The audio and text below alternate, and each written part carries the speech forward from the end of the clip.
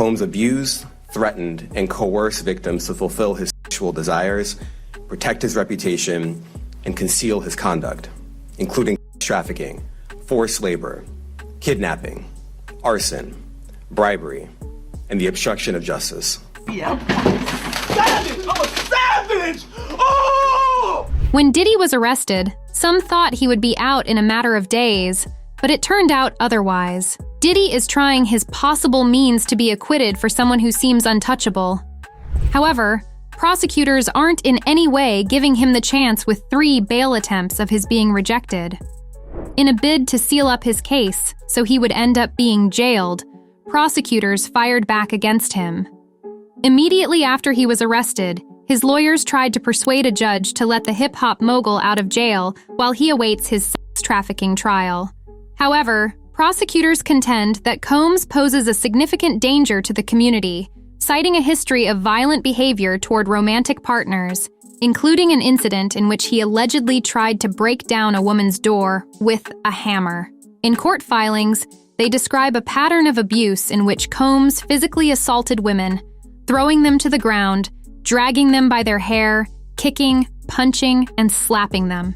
He is also accused of manipulating and coercing women, using tactics such as drugging them, threatening to withhold financial support, and threatening to release explicit videos of their sexual encounters. Additionally, prosecutors allege he intimidated women with firearms, made threats, showed up uninvited at their homes, and once tried to force his way inside with a hammer. During the 3rd appeal, a federal judge has delayed a decision on whether music mogul Sean Diddy Combs can be granted bail while he awaits trial. The scope of Combs' alleged violence also extends to his employees, with several describing incidents where he threatened to kill them, threw objects, and physically assaulted them, including punching and shoving. Some also reported witnessing him do the same to others. The prosecution has vigorously opposed all Combs' bid for release on a $50 million bail, which includes a host of conditions. In a letter to Judge Aaron Subramanian, federal attorneys argued that the proposed bail package does not come close to ensuring the security of the community and fails to guarantee that Combs won't interfere with the case or attempt to flee before trial. They cited an alleged history of violence, both toward women and his own staff, as evidence of Combs' potential to pose a threat if released. In a 13-page court document, prosecutors argue that no conditions could ensure the safety of the community if Combs were granted release. While Combs has proposed that he could be monitored 24/7 by a private security team, his attorney, Mark Agnifilo, suggested hiring Sage Intelligence Group, led by private investigator Herman Weisberg, who has worked on high-profile cases, including for Harvey Weinstein's defense team. However, prosecutors raise concerns that Weisberg, who is already working as a private investigator for Combs, had been contacting witnesses without disclosing this information to the court or the government before or during the hearing. On the other hand, defense attorneys argue that Combs has been unfairly detained since his arrest in September. They claim that his prolonged imprisonment and the conditions he has faced violate his constitutional rights. The defense further asserts that the government has orchestrated a campaign against him, depriving him of a fair trial. They argue that Combs should not be forced to remain in jail simply because of the government's accusations. Combs' legal team has stressed that he deserves the opportunity to challenge the case against him without being silenced. Judge Subramanian, who has already heard arguments from both sides, postponed his decision on bail until the following week, with an expected ruling before Thanksgiving. While Subramanian rejected the idea of placing Combs under house arrest at a Miami residence with a boat dock, he seemed open to the possibility of releasing him to confinement in a 3-bedroom Manhattan apartment on the Upper East Side, provided it includes around-the-clock security.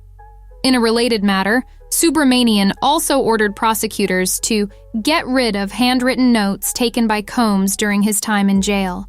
The notes are at the center of a legal dispute, with Combs' lawyers arguing they are protected under attorney-client privilege. Prosecutors, however, have accused Combs of using the notes to discuss witness tampering, raising questions about the propriety of their contents. The judge's decision on this issue could have important implications for the case as it moves forward. Federal prosecutors have made serious claims regarding his attempts to influence the case against him. They accuse Combs of engaging in efforts to corruptly influence witness testimony by allegedly instructing family members to contact victims and potential witnesses, urging them to create narratives that would sway their opinions. They accuse him of violating a gag order his legal team had insisted upon.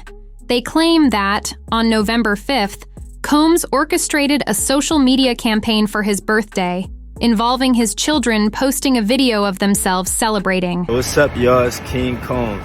And right now, I'm taking over my pop's Instagram. We're going to be posting videos by spreading, good energy and taking y'all down memory lane and all the positive things he did. So stay tuned and watch this. Let's go. We love you, Pops. Happy birthday. Prosecutors argue that the intention behind the post was to sway a future jury pool. They allege that Combs told one of his children, "I want to reach for this jury. I just need one," citing conversations he supposedly had while in jail. Yeah. Can't wait to see y'all. And I just want to say I'm proud of y'all, especially the girls. I mean, all of y'all, but just for being strong. Thank y'all for being strong, and thank y'all for being by my side and supporting me. I love y'all. I got the best family in the world. Prosecutors also contend that Combs has repeatedly disregarded jail rules during his time at the Metropolitan Detention Center in Brooklyn, accusing him of attempting to interfere with witnesses and influence the jury pool. Assistant U.S. Attorney Christy Slavic added during the hearing that the act amounts to the defendant paying his way out of custody. The letter also contains chilling allegations of Combs' abuse of his staff. Prosecutors claim that former employees have described violent encounters with Combs, including threats to kill, throwing objects, and physical assault such as punching and shoving. These claims paint a disturbing picture of a pattern of violent behavior toward those around him. Adding to the gravity of the case, in a documentary titled The Downfall of Diddy, Inside the Freak-Offs, Ray J alleges that high-profile celebrities have been contacting victims and offering money in exchange for their silence and avoidance of public exposure. Aspiring singer-songwriter Tanya Wallace also recounted a troubling experience at a 2018 party hosted by Combs, where she observed minors at the event dressed up like Harajuku Barbies, red lipstick, looking real sexy.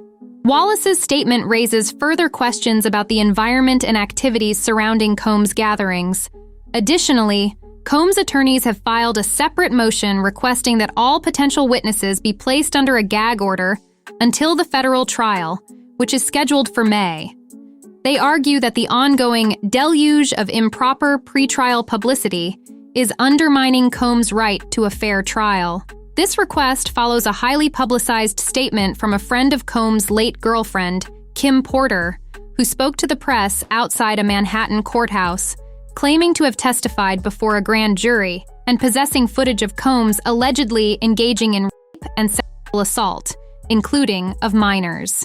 In a related development, Ty Sticlorius, manager to singer John Legend, recounted a disturbing personal experience in a New York Times op-ed, describing a terrifying situation at a party hosted by Combs in St. Bart's in the late 1990s. Sticlorius claims that she was locked in a bedroom during the event, but was able to talk her way out of the situation. Reflecting on the event years later, she stated that what she initially thought was an isolated incident now seemed to her like part of a much larger and pervasive culture within the music industry, one of exploitation and abuse.